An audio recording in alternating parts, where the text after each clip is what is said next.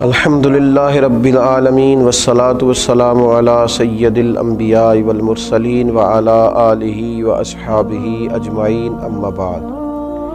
اعوذ باللہ من الشیطان الرجیم بسم اللہ الرحمن الرحیم وشاورہم فی الامر فاذا عزمت فتوکل علی اللہ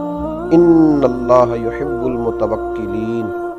صدق اللہ العظیم اللہم صلی علی سیدنا و مولانا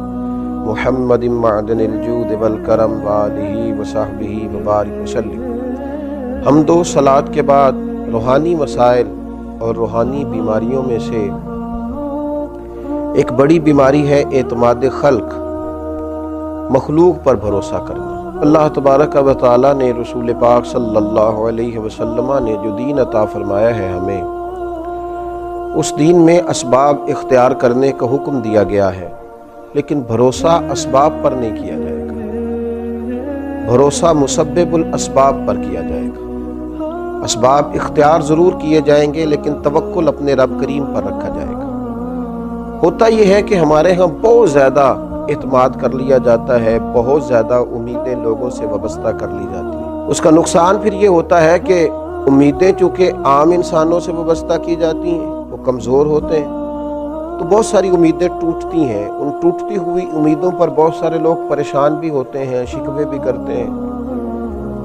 اور نقصان بھی اٹھاتے ہیں۔ خلق پر زیادہ اعتماد نہ کیا جائے، اعتماد تو خالق پر کیا جائے۔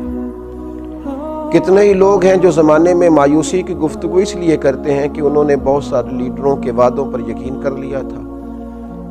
ان کی لمبی اور زبردست تقریروں کو سچ مان لیا تھا، پھر ہوا یہ کہ ان کی جب امیدیں ٹوٹنے لگیں تو وہ لوگ پریشان ہونے لگے۔ اس لیے اسباب پر بھروسہ نہیں، یہ مسلمان کی شان ہے۔ جب اس کا یہ ذہن بن جائے، جب اس کو یہ بات نصیب ہو جائے کہ اس نے ہر حال میں بھروسہ اپنے رب کریم پر کرنا،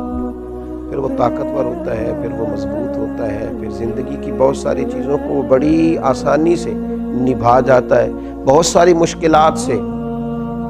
وہ بڑے سکون کے ساتھ گزر جاتا ہے۔ اگر اللہ تعالیٰ پر بھروسہ ہو تو دشوار گزار گھاٹیوں پر بھی انسان وجد اور سرور کے ساتھ وقت طے کر جاتا ہے۔ قرآن مجید میں سورہ آل عمران میں اللہ تبارک و تعالیٰ نے نبی پاک علیہ السلام سے فرمایا وشاورہم فی الامر، اور کاموں میں ان سے مشورہ لو، فَإِذَا عَزَمْتَ فَتَوَكَّلْ عَلَى اللَّهِ، لیکن جب پختہ ارادہ کر لو پھر اللہ پر بھروسہ کرو، پھر اپنے رب کریم پر اعتماد کرو جب تمہارا ارادہ پختہ ہو جائے۔ مشورہ ضرور کریں صحابہ سے، لیکن جب ارادہ کر لیں پھر اللہ پر بھروسہ کریں، اس لیے کہ ان اللہ یحب المتوکلین۔ سبحان اللہ، فرمایا بے شک اللہ توکل کرنے والوں سے پیار کرتا ہے۔ یہ اللہ پر بھروسہ کرنے والے اللہ کے پیارے ہیں، اللہ ان سے محبت کرتا ہے۔ اللہ تبارک و تعالی ان لوگوں کو چاہتا ہے جو اللہ پر بھروسہ کرتے ہیں، انہوں نے اپنی ساری چاہتوں کا کیا خوبصورت مثال ہے سیدنا ابراہیم خلیل اللہ کی، آگ میں پھینکا جا رہا ہے، اتنے بڑے مجمع میں دور دور تک اپنا دوست کوئی دکھائی نہیں دے رہا، کوئی نہیں ہے اپنائیت کا اظہار کرنے والا، ہمدردی کا اظہار کرنے والا، منجنیق میں ڈالا جا رہا ہے، میلوں پھیلی ہوئی آگ میں پھینکا جائے گا، فرشتہ حاضر ہوا ہے، عرض کرتا ہے میری ہوا پہ ذمہ داری ہے، اگر آپ حکم کریں تو ہوا نہ چلا دوں، اڑا نہ دوں اس آگ کو، فرمائیے۔ حضرت ابراہیم فرمانے لگے میری تجھ سے کوئی حاجت نہیں۔ پھر بارش کے فرشتہ عرض گزار ہے حضور اگر اجازت ہو تو ایسا می برساؤں کہ یہ ساری آگ ٹھنڈی ہو جائے۔ فرمایا تجھ سے کوئی حاجت نہیں ہے۔ واتخذ اللہ ابراہیم خلیلا، میری تو اس سے حاجت ہے جس نے مجھے خلیل بنایا ہے، میرا بھروسہ تو اپنے رب کریم پر ہے۔ اعتماد خلق چھوڑ دیا، اب آرزوؤں کا مسکن، محبتوں کا منبع، دعاؤں کی جگہ، ہر چیز اپنے رب کو مان لیا۔ اب وہ جس حال میں رکھے گا اسی حال میں رہنا ہے، اب وہ جو عطا کرے گا اسی پر شاکر ہونا ہے، وہ جس آزمائش میں ڈالے گا اس پر صابر ہونا ہے، جس رستے چلائے گا خوشی سے چلنا ہے۔ بھروسہ اللہ پر، اعتماد اپنے رب پر، اپنے مالک کریم کی ذات پر، ساری توجہات اسی کے دیے ہوئے پر قناعت، اسی پر صبر، اسی کا شکر، اسی کے لیے دل کی ساری چاہتیں، اسی کی طرف انسان کا سارا رجوع۔ میرے نبی اکرم نور مجسم شفیع معظم صلی اللہ تعالیٰ علیہ وسلم نے جب اپنے صحابہ کے دلوں میں یہ بات پوری طرح ڈال لی تھی نا کہ تم نے اللہ پہ بھروسہ کرنا، اعتماد خلق نہیں اعتماد خالق کرنا ہے، تو اس کا لازمی نتیجہ یہ نکلا تھا کہ وہ 313 تلواریں لے کر نعرے لگاتے ہوئے بدر کی طرف بڑھ گئے تھے۔ دوسری طرف بھروسہ تھا تلواروں پر، نیزوں پر، برچھیوں پر، تعداد پر، یہاں بھروسہ تھا اللہ رسول پر۔ نتیجہ کیا نکلا؟ جن کا رب رسول پر بھروسہ تھا انہیں فتح نصیب ہو گئی،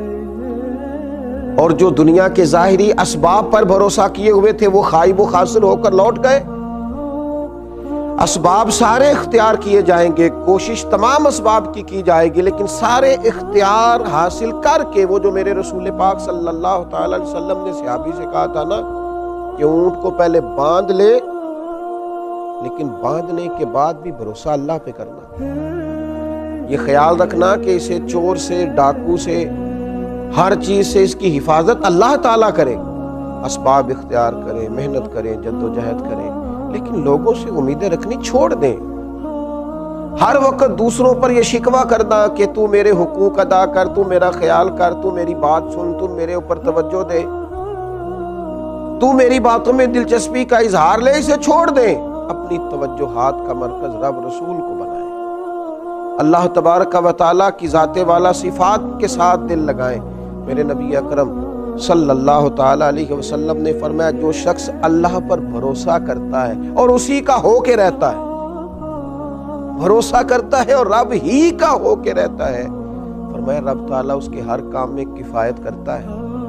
اور اسے وہاں سے رزق دیتا ہے جہاں سے اس کا گمان بھی نہیں ہوتا۔ اور حضور فرماتے ہیں جو دنیا پر توکل کرے اور اسی کا ہو کے رہ جائے،